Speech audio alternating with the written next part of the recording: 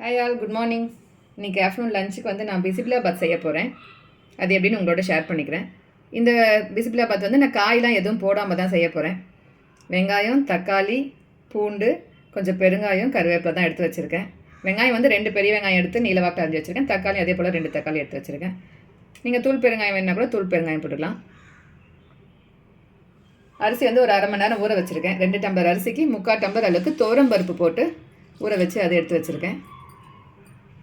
குட்டி நெல்லிக்காய் சைஸ் அளவுக்கு புளி எடுத்து அதுவும் வந்து நல்லா வாஷ் பண்ணிவிட்டு ஊற வச்சுருக்கேன். இந்த சாப்பாடு வந்து நம்ம ஊருங்களுக்குலாம் எங்கேயாவது போயிட்டு வந்தோம்னா ஃப்ரிட்ஜில் வந்து எதுவும் காய்கறிலாம் எதுவும் இருக்காது இல்லைங்களா. நம்ம வீட்டில் எப்போ வெங்காயம் இருக்கும், தக்காளி இருக்கும், ஏதாவது 2-3 தக்காளியாவது வச்சுட்டு போவோம் ஃப்ரிட்ஜில். மற்றபடி வெஜிடபிள்ஸ்லாம் எதுவும் நம்ம ஸ்டோர் பண்ண மாட்டோம். அப்போ அந்த மாதிரி நீங்கள் ஊருக்கு போய்ட்டு வர டைமில் இந்த சாப்பாடு செய்கிறது வந்து ரொம்ப ஈஸியாக இருக்கும். நம்ம வந்து டக்குனும் செஞ்சலாம். இதுதான் தேவையான பொருட்கள், இவ்வளோ தான். வாங்க இப்போ எப்படி தாளிக்கலான்னு பார்க்கலாம். அடுப்பத்தை வச்சு குக்கர் ஒன்று வச்சுக்கலாம். குக்கர் சூடேறட்டும். குக்கர் சூடேறிச்சு நம்ம வந்து எண்ணெய் கொஞ்சமாக ஊற்றிக்கலாம். வெங்காயம் வதங்க அளவுக்கு எண்ணெய் ஊற்றிக்கங்க. நீங்கள் வேணால் இது கூடயே கொஞ்சம் நெய் கூட ஊற்றிக்கலாம். எண்ணெய் காஞ்சோன்னு நம்ம கடுகு போட்டுக்கலாம்.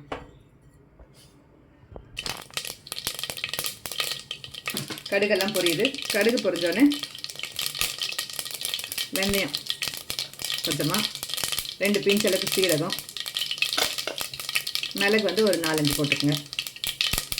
பெருங்காயம் எடுத்து வச்சுருந்தீங்களா, கட்டி பெருங்காயம், அதையும் இப்படி போட்டுடலாம்.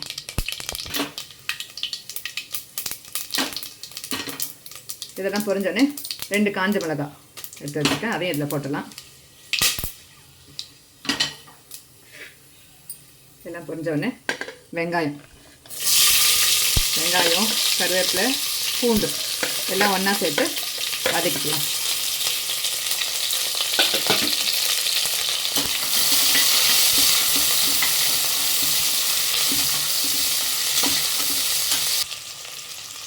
கொஞ்சமாக உப்பு போட்டு வதக்குங்க. வெங்காயம் சீக்கிரமாக வதங்கிடும்.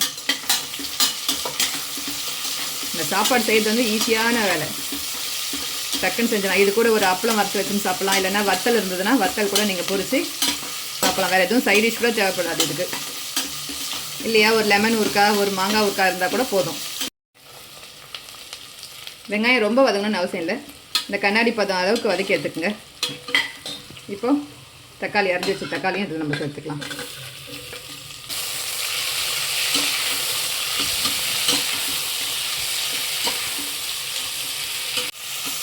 நம்ம போட்ட தக்காளி எல்லாம் வந்து நல்லா மசிஞ்சு வரணும்.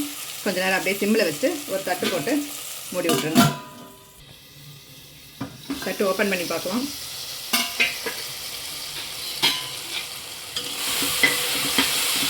தக்காளி எல்லாம் நல்லா வதங்கி வந்துடுச்சு.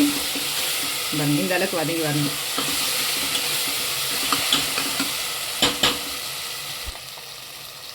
வெங்காயம் தக்காளி வதங்கிடுச்சு. அதுக்கப்புறம் நம்ம வந்து மஞ்சள்தூள் போடலாம். மஞ்சள்தூள், குழம்பு மிளகாத்தூள் 1 ஸ்பூன் அளவுக்கு போடுறேன். ஏற்கனவே வெங்காயம் வதங்குறப்ப கொஞ்சம் உப்பு சேர்த்துருக்கோம், இப்போ கொஞ்சமாக சேர்த்துக்கங்க. அதுக்கப்புறம் நம்ம தண்ணிலாம் ஊற்றிட்டு கூட செக் பண்ணிக்கலாம். எல்லாம் ஒன்றா சேர்த்து இந்த வெங்காயம் தக்காளியோடு சேர்த்துட்டு நீங்கள் ஒரு 2 நிமிஷம் வந்து சிம்மில் வச்சு விட்டுருங்க. இந்த எண்ணெயிலே நல்லா வதங்கட்டும் இந்த மிளகாத்தூளெல்லாம். நான் இந்த டம்ளரில் தான் வந்து அரிசி எடுத்தேன். 2 டம்ளர் அரிசியும் 3/4 டம்ளர் பருப்பும் எடுத்திருக்கேன். இப்போ தண்ணி வந்து இந்த சாப்பாடு வந்து கொஞ்சம் குழஞ்ச மாதிரி இருந்தால் தான் வந்து டேஸ்ட்டாக இருக்கும். அதனால் நீங்கள் வந்து ஒரு டம்ளர் அரிசிக்கு வந்து 3 டம்ளர் அளவுக்கு தண்ணி வச்சுக்கோங்க. நான் மொத்தமாக வந்து 9 டம்ளர் அளவுக்கு தண்ணி எடுத்து வச்சுருக்கேன் கெட்டலில். அதுதான் நான் இப்போ ஊற்ற போகிறேன்.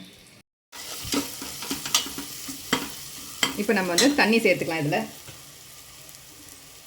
1 டம்ளர் அரிசிக்கு 3 டம்ளர் அளவுக்கு தண்ணி ஊற்றிக்குங்க.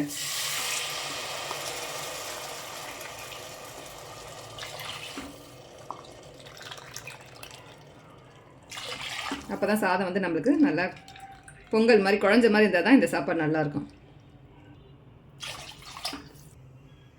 மொத்தம் நான் 9 டம்ளர் அளவுக்கு தண்ணி ஊற்றிட்டேன். இப்போத்தில் இந்த நம்ம ஊற்றின தண்ணியெல்லாம் வந்து நல்லா தலை கொதிச்சு வரட்டும். நீங்கள் இப்போ வேணுன்னா கூட உப்பு செக் பண்ணிக்கோங்க. உப்பு கரெக்டாக இருந்தால் விட்டுடலாம், வேணுன்னா செக் பண்ணி போட்டுக்கலாம். தண்ணியெல்லாம் நல்லா கொதிக்கிட்டோம். தண்ணியெலாம் பார்த்திங்களா நல்லா சலசலன்னு கொதிச்சு வருது. இப்போ நம்ம வந்து புளி எடுத்து வச்சு இல்லைங்களா, ஒரு நெல்லிக்காய் சைஸ் அளவுக்கு புளி, சின்ன நெல்லிக்காய் சைஸ் தான், ரொம்ப புளியும் ஊற்றிடக்கூடாது. அதை கரைச்சி இதிலே ஊற்றிக்கலாம்.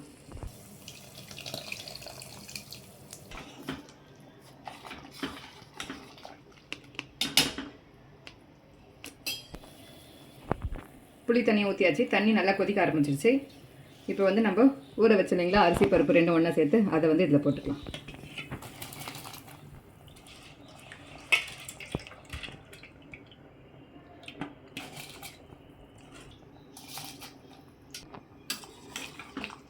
அரிசி பருப்பு எல்லாம் ஒன்றா சேர்த்து கலந்து விட்டுருங்க.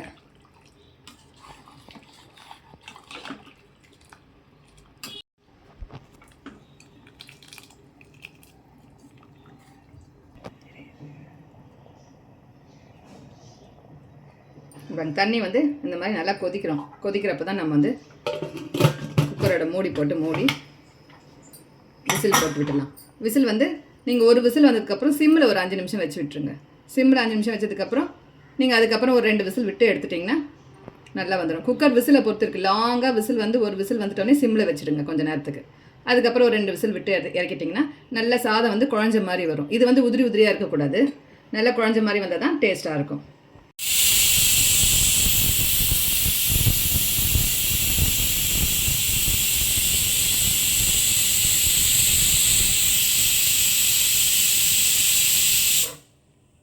லாங்காக ஒரு விசில் வந்துச்சு. இப்போ வந்து நீங்கள் அடுப்பை கொஞ்சம் நேரம் சிம்மில் வச்சு விட்டுருங்க. ஒரு 5 நிமிஷம் சிம்மில் வச்சதுக்கப்புறம் திரும்ப லாங்காக ஒரு விசில் விட்டு எடுத்துக்கிட்டால் போதும். சாப்பாடு வந்து நல்லா குழஞ்சி வந்துடும். அடுப்பு வந்து சிம்மில் வச்சுட்ருக்கேன். அந்த கேப்பில் வந்து கொஞ்சமாக வத்தல் வறுத்துக்கலாம். இதுக்கு சைட் டிஷ்ஷாக வந்து கொஞ்சமாக அரிசி வத்தல் வறுக்க போகிறேன். கொஞ்சமாக எண்ணெய் ஊற்றிட்டு ஒரு 4 நாளாக கூட போட்டு நம்ம பொரிச்சு எடுத்துக்கலாம்.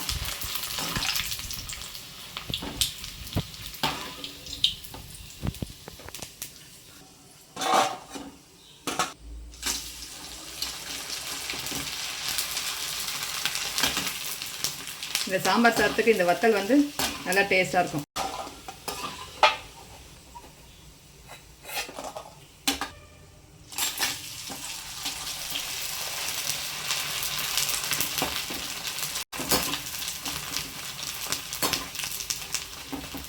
அஞ்சு நிமிஷம் ஆயிடுச்சு. நம்ம வந்து இப்போ அடுப்பை வந்து ஃபுல் தீயில வச்சிடலாம்.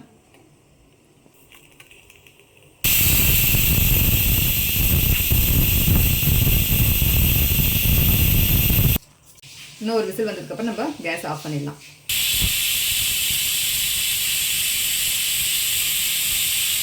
இப்போ நம்ம வந்து கேஸ் ஆஃப் பண்ணிடலாம். மிளகு பொங்கல் தாளிப்போம் இல்லைங்களா, அப்போ எப்படி நம்மளுக்கு குழஞ்ச மாதிரி வரும் பொங்கல், அந்த மாதிரி தான் இந்த பிஸ்பிலாபாத்தும் நல்லா குழஞ்ச மாதிரி வரணும். அதுக்கேற்ற மாதிரி நீங்கள் விசில் வந்து விட்டு எடுத்துக்கோங்க. எனக்கு இந்த 2 விசிலே, ஒரு விசில் வந்து சிம்மில் வச்சுட்டு கொஞ்சம் நேரம் கழிச்சு 2 விசில் விட்டு எடுத்துட்டனாவே எனக்கு கரெக்டாக வந்து குழஞ்ச மாதிரி வந்துடும். உங்கள் குக்கரை பொறுத்து நீங்கள் பார்த்து எடுத்துக்கோங்க.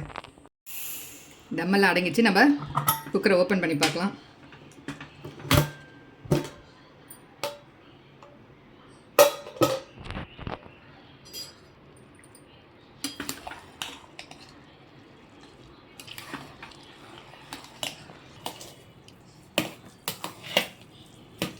இந்த மாதிரி நல்லா கலரி விட்டுக்குங்க. இந்த மாதிரி இந்த அளவுக்கு தலை இருந்தால் தான் டேஸ்ட்டாக இருக்கும். சுட சுட பிசிபிலாபாத், ப்ளைன் பிசிபிலாபாத் தயாராக இருக்குது. வாங்க எல்லோரும் சாப்பிட்லாம். நீங்களும் எங்கேயாவது ஊருக்கு போயிட்டு வந்தீங்க டயர்டாக இருந்துச்சுன்னா இன்ஸ்டண்ட்டாக டக்குன்னு இந்த சாப்பாடை செஞ்சு சாப்பிடுங்க.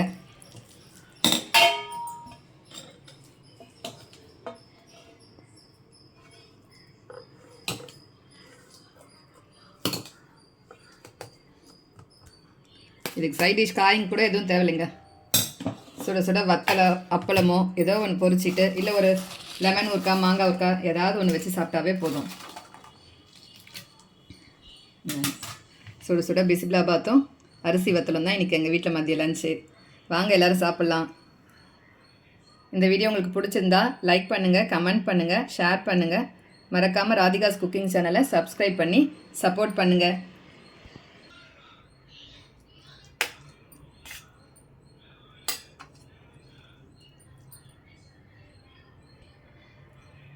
டேஸ்ட்டாக இருக்குங்க. சாப்பாடு டேஸ்ட்டாக இருக்குது. உப்புலாம் கூட கரெக்டாக இருக்குது. எல்லோரும் இதே மாதிரி செஞ்சு பார்த்துட்டு எனக்கு கமெண்ட் பண்ணுங்கள். தேங்க்யூ.